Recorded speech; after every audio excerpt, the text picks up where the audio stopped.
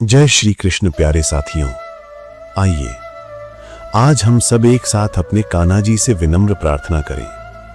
हे कृष्ण, जो भी श्रद्धालु इस दिव्य वाणी को श्रद्धा और प्रेम पूर्वक अंत तक सुन ले, उसके जीवन से कष्टों का अंत कर देना और उसकी हर मनोकामना को पूर्ण करना।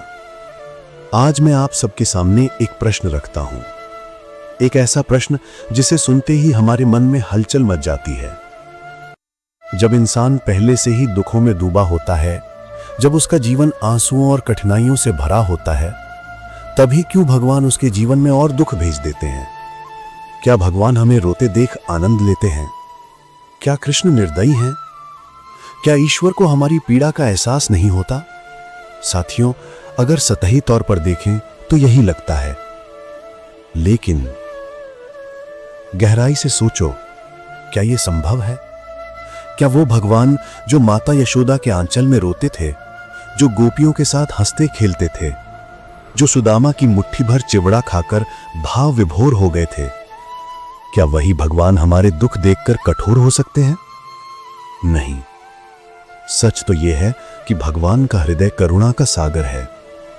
वे कभी अपने भक्त को दुखी देखना नहीं चाहते, लेकिन वे जानते हैं कि जब तक आत्मा दुख की अग्नि में नहीं तपेगी, तब तक वे शुद्ध नहीं होगी। सोचिए, अगर कभी जीवन में केवल सुख ही सुख हो तो इंसान अहंकारी हो जाएगा। वो सोचेगा, मैं ही सब कुछ हूं। लेकिन जब दुख आता है, तब वही इंसान रोते रोते भगवान को पुकारता है। दुख हमें याद दिलाता है कि हम अकेले नहीं हैं, हमारे ऊपर कोई शक्ति है जो हमें चला रही है। इसीलिए गीता में भगवान कृष्ण ने कहा, सुख और दुख आते जाते रहते हैं, ये स्थायी नहीं है। अर्जुन, इन्हें सहन करना सीखो। तो साथियों, आज हम इस प्रश्न का उत्तर खोजेंगे, आखिर दुख में ही भगवान और दुख क्यों देते हैं? साथियों, आज मैं आपको एक ऐसी घटना सुनाने जा रहा हूं जो हमें यह सिखाती है कि क्यों कभी कभी भगवान हमारे जीवन में दुख भेजते हैं। यह कहानी है एक छोटे से गांव की, जहां एक गरीब परंतु सच्चा कृष्ण भक्त रहता था। उस गरीब भक्त का नाम था रामदास। वो बहुत निर्धन था, ना अपने पास अच्छी जमीन, ना धन, ना कोई सहारा। दिन भर खेतों में मजदूरी करता और जो कुछ मिलता उसी से अपने परिवार का पेट पालता। लेकिन उसकी सबसे बड़ी संपत्ति थी उसका भक्ति भाव। वो दिन में कितनी भी मेहनत करे, रात को दीपक जलाकर कृष्ण का नाम जरूर जपता। कभी बांसुरी की धुन में डूब जाता, कभी आंसू बहाते बहाते कह देता, हे कान्हा, मेरे पास कुछ नहीं, बस आपका नाम है। रामदास का स्वप्न था अपने गांव में एक छोटा सा कृष्ण मंदिर बनाए। उसने सोचा, अगर बड़ा मंदिर बनाने लायक धन नहीं है तो क्या हुआ, मिट्टी और लकड़ी से एक छोटा सा घरौंदा बनाऊंगा और उसमें अपने श्याम सुंदर को बिठाऊंगा। उसने दिन भर की मजदूरी से बचाए हुए पैसों से ईंटें खरीदी, कुछ पुरानी लकड़ी इकट्ठी की। गांव वाले उसका मजाक उड़ाते, अरे रामदास, अपने बच्चों को भरपेट खिला नहीं सकता, मंदिर बनाएगा? पर वो मुस्कुरा कर कहता, बच्चे भगवान के हैं, भूखे रहेंगे तो भी कृष्ण उनका पेट भर देंगे। धीरे धीरे मेहनत और लगन से उसने एक छोटा सा मंदिर बना दिया। उसमें उसने एक सुंदर मूर्ति स्थापित की, श्याम सुंदर कृष्ण की। हर सुबह और शाम वो घंटी बजाता, भजन गाता और अपनी आंखों से आंसू बहाता। वो मानता था यही उसका असली हर है। लेकिन एक दिन अचानक मौसम बिगड़ गया। आसमान में काले बादल छा गए, तेज हवाएं चलने लगी। गांव वाले अपने घरों में दुबक गए। रामदास दौड़ता हुआ मंदिर पहुंचा और कृष्ण की मूर्ति से लिपटकर बोला, हे नाथ, मेरे पास सब कुछ आप ही हैं, ये मंदिर मत गिराना। लेकिन हवाएं और तेज हो गईं, लकड़ी की छत चरमराने लगी और देखते ही देखते मंदिर की छत गिर पड़ी। रामदास चीख पड़ा, हे गोपाल, ये क्या कर दिया? मैंने जितना प्रेम था सब इस मंदिर में अर्पण कर दिया, अब आपने वही तोड़ डाला। क्यों कृष्ण, क्यों? वो वहीं बैठकर रोने लगा। गांव वाले आए और बोले, देखा, भगवान ने तुम्हारा साथ छोड़ दिया, इतना भजन किया और यही फल मिला। रामदास के हृदय में वे तीर से शब्द चुभने लगे। उसने आसमान की ओर देखते हुए कहा, हे नाथ, अगर ये आपकी इच्छा है तो मैं चुप हूं, लेकिन आज मन बहुत टूटा है। उस रात रामदास रोते रोते सो गया। धीरे धीरे कोमल स्वर में नींद में उसे एक अद्भुत स्वप्न आया। उसने देखा कृष्ण स्वयं उसके सामने खड़े हैं, मुरली बजा रहे हैं। उनकी मुस्कान में असीम करुणा थी। कृष्ण ने कहा, प्रिय रामदास, तू क्यों रोता है? क्या तुझे लगता है कि मैं तेरी भक्ति को व्यर्थ कर दूंगा? ये मंदिर मैंने ही तोड़वाया, क्योंकि कल तू और तेरे बच्चे उसी मंदिर की छत के नीचे सोने वाले थे। अगर वो छत अचानक गिरती तो तुम्हारा जीवन खतरे में पड़ जाता। मैं अपने भक्त की आहुति कैसे होने दूं? इसलिए मैंने मंदिर गिराया ताकि तुझे बचा सकूं। रामदास की आंखें भर आईं। वो कांपते स्वर में बोला, प्रभु, तो ये मेरा दुख नहीं, आपकी कृपा थी। कृष्ण ने मुस्कुराकर कहा, हां मेरे बालक, दुख अक्सर छिपा हुआ आशीर्वाद होता है। तू सोचता है कि मैंने तुझे लूट लिया, पर वास्तव में मैंने तुझे बचा लिया। सुबह जब रामदास की नींद खुली तो उसके चेहरे पर आंसुओं के निशान थे, पर इस बार आंसू दुख के नहीं, आनंद के थे। उसने हाथ जोड़कर कहा, हे श्याम सुंदर, अब मुझे कोई शिकायत नहीं। अब समझ आया कि हर दुख आप ही की योजना है मेरे भले के लिए। फिर उसने उसी टूटी जगह पर नया मंदिर बनाना शुरू किया, पर इस बार उसका हृदय और भी गहरा हो चुका था। वो गाता, हे नाथ, चाहे मंदिर बने या टूटे, आप मेरे दिल से कभी नहीं टूटे। साथियों, इस कहानी से हमें यही शिक्षा मिलती है कि कभी कभी जो दुख हमें मिलता है वो वास्तव में हमें किसी और बड़े संकट से बचाने के लिए होता है।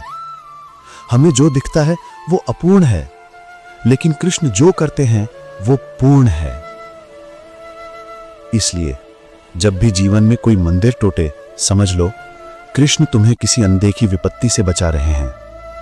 जो दुख हमें दिखाई देता है वो वास्तव में भगवान की छिपी हुई कृपा हो सकती है। साथियों,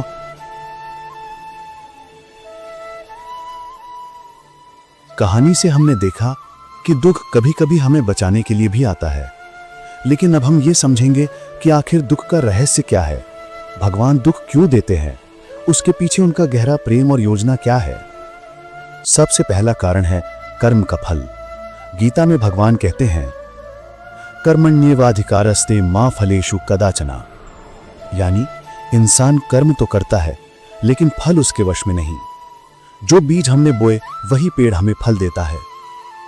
अगर हमने अतीत में दूसरों को दुख दिया है तो आज हमें दुख भोगना पड़ेगा। दुख कोई सजा नहीं है, ये केवल न्याय है। मानो किसी ने खेत में कांटे बो दिए, अब जब वो फसल काटने जाता है तो उसके हाथ लहूलुहान हो जाते हैं। क्या इसमें खेत की गलती है? नहीं, गलती तो बोने वाले की ही है। इसी तरह जीवन का हर दुख हमारे ही बोए हुए कर्मों की फसल है। सोना आग में तपकर ही चमकता है।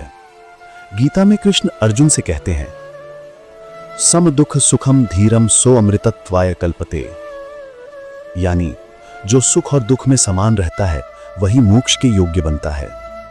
दुख हमें परखता है कि हमारी आस्था कितनी गहरी है। एक भक्त रोज कृष्ण की पूजा करता था। एक दिन उसका व्यापार डूब गया। लोगों ने कहा, आप क्या तू भगवान को पूजेगा? वो मुस्कुराया और बोला, पहले मैं सुख में पूजा करता था, अब मैं दुख में करूंगा। मुझे तो दोनों हाल में वही प्यारे लगते हैं। यही है सच्ची परीक्षा।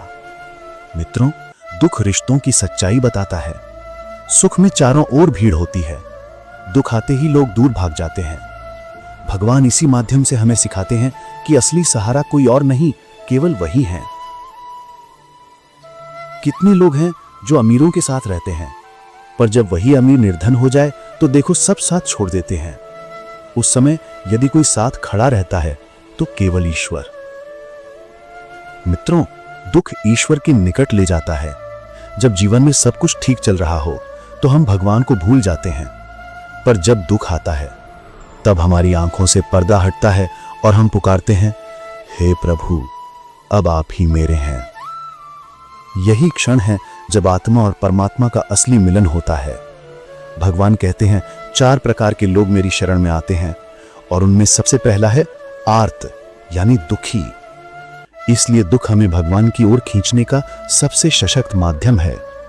श्री कृष्ण कहते हैं, दुख हमें बदलता है, नया जन्म देता है। दुख इंसान को अंदर से तोड़कर नया बनाता है। ये हमारे भीतर की कठोरता, अहंकार और स्वार्थ को पिघला देता है। दुख आने पर हम दया करना सीखते हैं, दूसरों की पीड़ा को समझते हैं। अगर किसी ने कभी भूख नहीं देखी तो वो भूखों के दर्द को नहीं समझ सकता, पर जिसने दुख झेले वही दूसरों की आंखों में आंसू देखकर रो पड़ता है। इसलिए दुख हमें मानवीय और दयालु बनाता है। सबसे बड़ा रहस्य यही है कि दुख वास्तव में भगवान की कृपा है। जब भगवान हमें ऊंचाई देना चाहते हैं तो पहले हमें दुख की गहराई से गुजारते हैं। बिना कठिनाई कोई बड़ी छलांग नहीं लगाई जा सकती। जैसे मां बच्चे को स्कूल भेजती है, बच्चा रोता है, मां मत भेजो, लेकिन मां जानती है कि यह रोना अस्थाई है, आगे चलकर यही पढ़ाई उसके जीवन को संवार देगी। वैसे ही भगवान भी हमें दुख में डालते हैं। हम रोते हैं, शिकायत करते हैं, लेकिन वे जानते हैं कि ये दुख ही तुम्हें बड़ा बनाएगा। मित्रों, दुख कोई सजा नहीं बल्कि एक अवसर है। दुख कोई दुर्भाग्य नहीं बल्कि भगवान की छिपी कृपा है। दुख हमें हमारी असली पहचान तक ले जाता है। इसलिए जब जीवन में अगली बार दुख आए तो शिकायत मत करना, बल्कि हाथ जोड़कर कहना, धन्यवाद प्रभु, आप मुझे गढ़ रहे हो। साथियों, आज हमने देखा कि दुख का रहस्य कितना गहरा है। जीवन में दुख आना बुरा नहीं है, बल्कि यह भगवान का विशेष संदेश है। लेकिन अब सबसे जरूरी सवाल यही है कि हम दुख को अपने जीवन में कैसे स्वीकारें। अक्सर इंसान दुख को अपना सबसे बड़ा दुश्मन समझ लेता है, लेकिन वास्तव में दुख ही हमें नया बनाता है। अगर दुख ना हो तो इंसान केवल सुख सुविधाओं में डूबकर जीवन व्यर्थ कर देगा। उदाहरण समझाते हुए, जैसे तेज धूप में ही पौधा मजबूत जड़ें पकड़ता है, वैसे ही कठिन परिस्थितियों में ही इंसान जीवन का असली अर्थ समझता है। तो जब दुख आए उसे शत्रु मत मानो, बल्कि ये सोचो कि ये मेरा मित्र है जो मुझे गढ़ रहा है। मित्रों, दुख में भगवान को कभी मत भूलो। हम अक्सर सुख में भगवान को भूल जाते हैं और दुख में ही याद करते हैं। लेकिन दुख में केवल पुकारना ही नहीं, बल्कि भगवान पर विश्वास करना सीखो। कृष्ण स्वयं गीता में कहते हैं, मां शरणम व्रजा, यानी जब सब रास्ते बंद हो जाएं, तब भी एक द्वार हमेशा खुला है, भगवान का द्वार। मित्रों, दुख हमें नम्र और दयालु बनाता है। जिसने दुख सहा है वही दूसरों का दर्द समझ सकता है। दुख हमें कठोर नहीं बल्कि कोमल बनाता है। यही कारण है कि महापुरुषों का हृदय करुणा से भरा होता है। कबीरदास जी कहते हैं, दुख में सुमिरन सब करें, सुख में करें न कोई। यानी दुख ही हमें ईश्वर और करुणा की ओर मोड़ता है। याद रखो, दुख अस्थाई है। अगर तुम धैर्य और आस्था बनाए रखो तो वही दुख तुम्हें ऊंचाई तक ले जाएगा। अभिमन्यु ने चक्रव्यूह तोड़ा, लेकिन अंत में वीरगति को प्राप्त हुआ। उसकी मां सुभद्रा और पिता अर्जुन दुखी हुए, लेकिन उसी बलिदान ने आने वाली पीढ़ियों को धर्म के लिए खड़ा होना सिखाया। यानी दुख ने भी इतिहास रच दिया।